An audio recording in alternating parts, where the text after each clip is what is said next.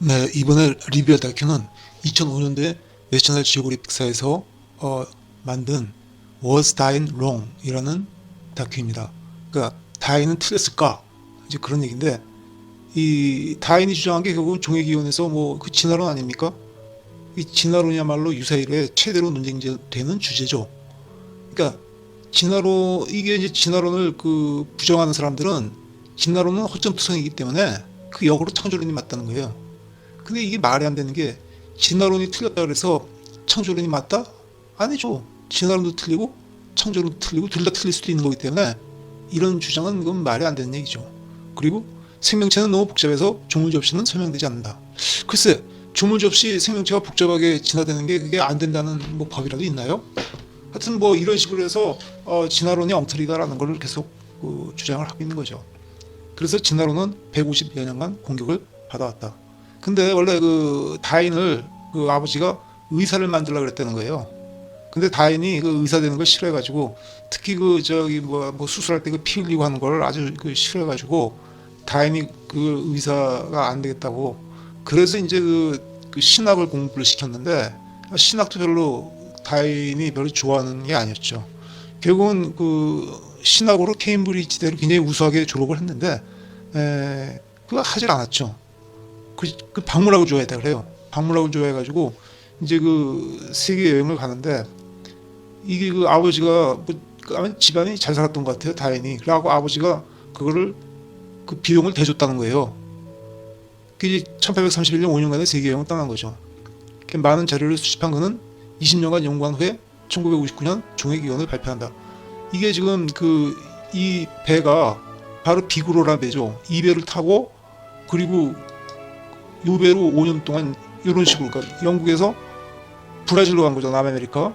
브라질로 가가지고 남아메리카를 한 바퀴 돌아가지고 그 유명한 갈라파고스 제도를 거쳤다가 거기서 이제 호주로 간 거죠.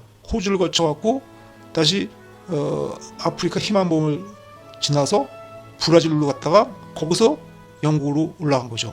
이런 식으로 이제 종회기원을 그 발표를 했는데, 발표하자마자 뭐 완전히 그 하루 만에 다 팔렸다는 거죠. 그 초판이. 근데 그 종회기원에서 다인이 그 세 가지 전제를 제시했다는 거예요. 그 전제가, 첫 번째는 생명체는 오래전부터 존재했다. 그 다음에 두 번째는 최초는 하나의 단순 유기체로 시작되어 수만 종의 오늘날 생명체로 진화되었다. 그리고 세 번째는 이 모든 과정이 자연 선택이라는 자연의 힘에 의해 이루어졌다. 세 가지 전제를 제시한 거죠. 그러면 다인의 전제를 하나하나 검증을 해보자는 얘기죠. 첫 번째, 생명체는 수억 년이나 오래전부터 존재했다. 근데 이게 성경학자들에 의하면 생명체가 그 창조가 6천년 내지는 아무리 길어도 1만 년 전에 창조가 되었다는 거예요. 근데 이게 지금 그 다인의 말을 입증할 수 있는 거는 화석밖에 없죠. 화석 갖고 이제 입증을 하는 건데, 호주 서부 상하에 가면은 스트로마톨라이트라는 화석이 있는데, 여기 저기 사진에서 보듯이 굉장히 이 돌인데 이게 유기체처럼 보이죠. 이 화석을 방사능연대 측정법으로 분석을 해보니까 35억 년이나 되었다는 거예요. 근데 이게 유기체가 아니고 무생물이라고 하는 주장하는 설도 있어요. 근데 이제 이런 비슷한 게 오늘 그 호주 자크만이나 바하마 제도 등에서 살아있는 스트로마톨라이트를 발견할 수 있다는 거예요. 이렇게 주름진 형태가 이게 유기물에서 왔다고 보는 게, 그게 훨씬 설득력이 있죠. 이 스트로마톨라이트가 지금 이게 바로 이 비슷하다는 얘기죠. 이게 지금도 살아있다는 거예요, 저게. 그 다음에 두 번째 전제 조건이죠. 가장 최초에는 하나의 단순 유기체로 시작되어 다양한 수백만 종으로 분화되었다. 수백만 개의 화석들을 방사능 연대 측정으로 시대순으로 분류하여 나열해 본다. 그러니까 이게 단순 유기체로 시작돼서 다양해졌는지 한번 어떻게 알겠느냐? 이것도 화석밖에 없죠. 그 화석들을 발견한 화석을 방사능 연대 측정법을 해갖고 그 연대가 나오잖아요. 그 연대가 나오면 연대별로 나열을 해보는 거예요. 나열을 해보니까 35억 년 전에 스트로마톨라이트, 34억 년 전에는 단세포 동물, 21억 년 전에는 핵을 가진 세포가 나타났다는 거예요. 그러니까 이걸 나열을 해놓고 보니까 가장 오래된 화석이 가장 단순하고 시간이 지남에 따라 복잡한 생명체가 나타난다는 거예요, 이게. 그러니까 결과론적으로는 그 두 두 번째 전제 조건도 맞다는 얘기죠. 그리고 여기 저 표를 하나 만들어 놨는데 이게 이제 뭐 우리 저기 학교 다닐 때 시생대, 원생대, 뭐 고생대, 중생대, 신생대 뭐 이런 식으로 이제 배웠잖아요. 여기 이제 시생대는 빠졌는데 하여튼 그 고생대가 캄브리아기부터 시작이 되죠. 이게 이제 5억 1,400만 전이라고 돼 있는데 이때 캄브리아기가 시작이 됐다는 거죠. 그럼 그 이전은 선 캄브리아기라고 그러죠. 그 선 캄브리아기에는 굉장히 아주 그 아메바 같은 그런 단세포동물만 있었다는 거예요. 화석을 보니까. 근데 캄브리아기에 들어오니까 엄청나게 생명체가 많아지더라 이거죠. 화석이 많이 발견되고 그때부터 이제 단세포동물이 아니고 이제 조금 더 복잡해지는 그 다양한 이제 화석들이 나타나게 된 거죠. 그게 그 대표적인 게 삼해충이잖아요. 그리고 나서 뭐 대봉기 석탄기에는 어류가 많이 됐고 페른기에는 양서류. 그다음에 뭐 주라기는 뭐 파충류. 뭐 주라기 공원 영화가 있으니까 뭐 워낙에 유명하죠. 그다음에 이제 조류가 나타나고 백악계. 그리고 신생대에 들어가서 드디어 이제 포유류가 나타나게 됐다 이런 얘기죠. 그리고 육지가 원래 그 판게아라 그래서 하나로 뭉쳐 있었다는 거죠. 육지가 뭉쳐 있다가 점점 이렇게 분화가 돼가지고 오늘날 5대양 6대지로 이렇게 되었다는 얘기죠. 요걸 이제 그걸 나타낸 거고. 그래서 이런 식으로 두 번째 그 전제 조건도 뭐 이걸 화석을 보면 그것도 맞다 이런 얘기예요. 그러면 세 번째 전제 조건은 뭐냐? 그러면 그 종이 진화된 게 어떻게 그 진화된 거냐? 바로 그 자연 선택이라는 자연의 힘에 의해 진화되었다는 거예요.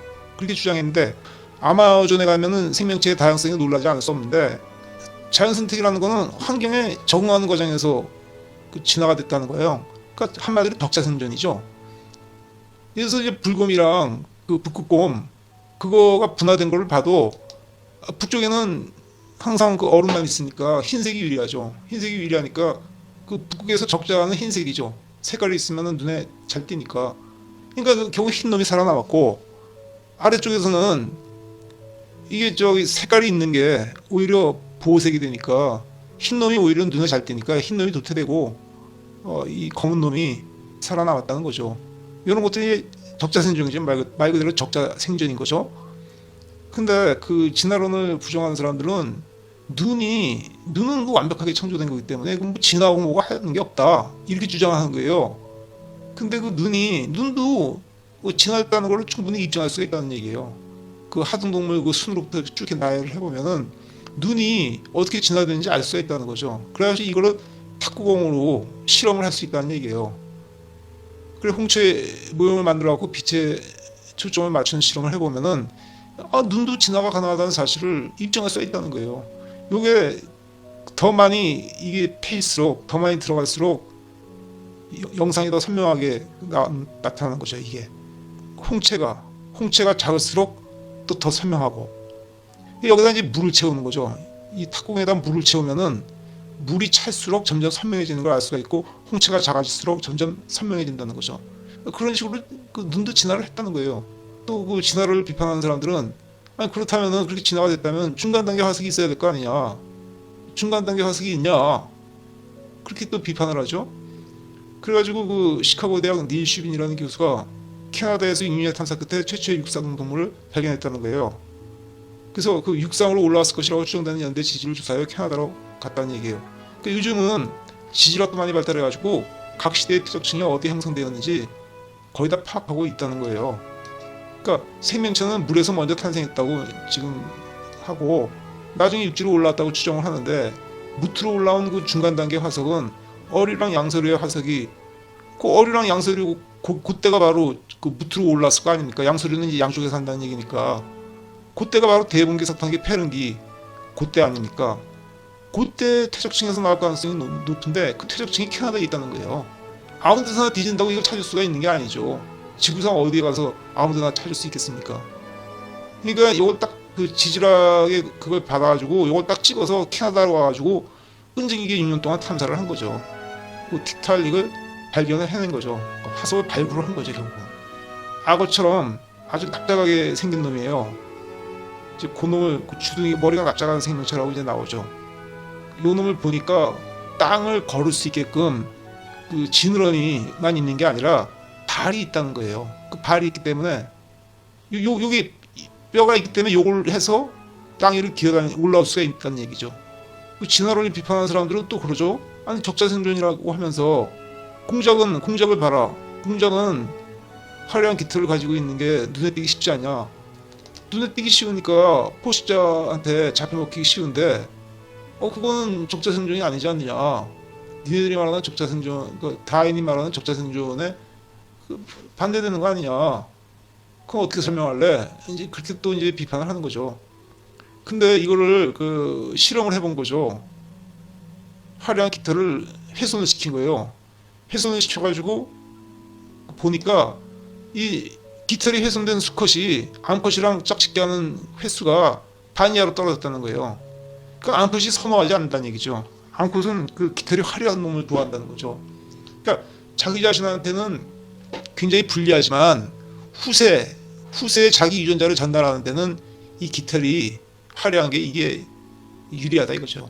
그래서 결국은 이것도 적자생존이라고 할 수가 있다는 얘기예요. 후세를 많이 자기 유전자를 퍼치는 거.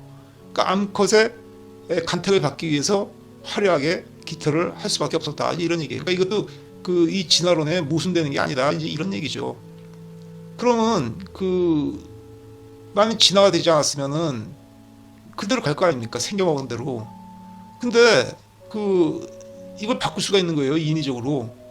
유령멍게가 있는데 유령멍게는 심장이 하나밖에 없대요. 하나밖에 없는데 그 DNA에 전기 충격을 가하니까 이게 심방이 두 개가 됐다는 거예요. 여기 여분의 세포가 이제 원래 꼬리 근육을 형성하는 그 세포라는데 여기다가 전기 충격을 가하니까 심장 세포가 돼가지고 방을 하나 더 만들었다는 얘기죠. 방을 하나 더 만들었는데 그게 모양만 더 생긴 게 아니라 기능을 제대로 수행하고 있다는 거예요. 기능까지. 그러니까 안 변하는 게 아니다 이거죠. 당장도 변하게 만들 수 있다 이거예요. 그러면 옛날에도 뭐 번개치고 쪽에서 그런 전기 충격이 오면은 그거 맞은 놈이 저런 식으로 바뀔 수가 있다는 얘기죠. 다인은 당시 자신의 주장을 증명할 도구가 없었다는 거죠. 하지만 게놈 프로젝트가 완성되면서 이제는 증명이 가능하게 되었다 이런 얘기예요. 인간의 DNA는 침팬지와 96%, 개와 75%, 수소나와 33% 일치한다는 거죠. 고래 같은 경우는 지금 포유류 아닙니까? 포유류인데 바닷속으로 들어가가지고 뒷다리가 있었을 텐데 바닷속으로 들어가는 바람에 뒷다리가 필요 없어진 거죠. 이게 퇴화가 된 거예요. 근데 그거는 가시고기라는 걸 보면은 설명을 할 수가 있다는 거죠. 가시고기가 가시가 있는데 이게 송어에게 잡혀먹히는 걸 방지한다는 거예요. 근데 송어가 없는 곳에서는 가시고기에 가시가 없대요. 왜냐면 가시가 있을 필요가 없다 이거죠. 근데 그 가시고기를 잡아서 조사해보면 그 가시 유전자는 똑같이 둘 다 갖고 있다는 거예요. 근데 하나는 그 유전자가 작동을 했고 또 하나는 작동하지 않고 잠들었기 때문에 유전자는 있는데 가시가 없다 이런 얘기죠. 여기 제어 유전자가 초기에 작동을 해갖고 가시가 생기게끔 해줘야 되는데 그러니까 초기에는 이게 작동이 되는 거죠. 작동이 돼가지고 가시가 생기는 거죠. 근데 송어가 없는 곳에서는 이게 잠들어 버리니까 아무리 와서 뭐 해도 이 가시가 생기질 않는 거예요. 근데 결국 다인의 그 생명체는 오래전부터 존재했고 하나의 단순 유기체로 시작되어 수만 정의 오늘날 생명체로 진화되었고 이 모든 과정이 자연 선택이라는 자연의 힘이 이루어졌다는 세 가지 전제 조건은 잘못된 것이 아니면 알 수 있다는 거예요. 그러니까 다인은 그 진실을 제대로 파악할 수 있는 분해를 지는 최초의 인물이었다 이런 얘기예요. 그 다인의 이 이론이 지금 나오는 모든 그 방대한 지식이 전부 다인의 진화론이 맞다는 것을 뒷받침하고 있다는 거예요. 이미 그 다인의 진화론은 부정하기 어려운 그런 게 됐다는 거죠. 현대 그 지식을 갖고 보면은 이거는 그걸 어떻게 부정하겠냐 이런 얘기죠. 이게 지금 이 그림이 노아의 방주죠. 노아의 방주가 보니까 네덜란드의 그 바다에다가 만들어 놓은 것도 있고 이거는 이제 켄터키주에다 만든 거래요. 켄터키주에 만들어 가지고 이게 지금 짐승들이 올라가고 있잖아요. 근데 그 노아의 방주 이거를 그 성경을 고증해 갖고 성경에 있는 그대로 해서 이걸 했는데 이게 이 길이가 128m라고 그래요. 근데 되게 이제 축구장이 110m라고 하잖아요. 그다음에 요게 25m인가 폭이? 이 축구장이 되게 110m에 60m 폭이? 그러면 이게 이게 뭐 30m도 안 되니까 폭은 축구장의 절반밖에 안 되고 길은 조금 더 길죠. 그럼 이게 축구장이 뭐 한 3분의 2나 되겠습니까? 축구장 크기에? 그 여기 3층이라는 거죠. 이 성경에 나온 그대로 해서 고증해 갖고 만든 거래요. 그러니까 결국은 축구장에 한 2개 정도? 1, 2, 3층 다 더한다고 해도 축구장 면적이 한 2배 정도 되지 않겠습니까? 그 2배 정도의 수백만 종의 그 지구에서 살고 있는 그 수백만 종의 모든 걸 다 여기다 노아의 방주석에 집어넣었다. 이게 말이 됩니까? 40일 동안 이걸로 어떻게 짐승을 어떻게 먹여 살리겠습니까? 이게 수백만 종이나 되는 이 수백만 종이 들어가지도 않고 예를 들어서 수백 종만 집어넣어도 그 40일 동안 먹여 살릴 수가 있겠습니까? 이게 노아의 방주가 이게 참 터무니없는 얘기죠. 이게 진짜. 근데도 이거를 방주를 세워놓고 이것이 뭐 맞다 지금 이렇게 주장하는 거 아닙니까? 생명의 종이 변하지 않는다면 이 수백만 종의 생명체를 어떻게 전부 노아의 방주에 실을 수 있었겠는가? 성경에는 진리가 너희를 자유케 하리라고 쓰여져 있다. 진화론이 맞다면 인간들이 드디어 기독교나 이슬람 종교 등에서 자유로워지게 될까? 이게 내셔널 지오그래픽사에서 만든 Was Dying Wrong? 다이는 틀렸을까? 라는 다큐의 내용입니다.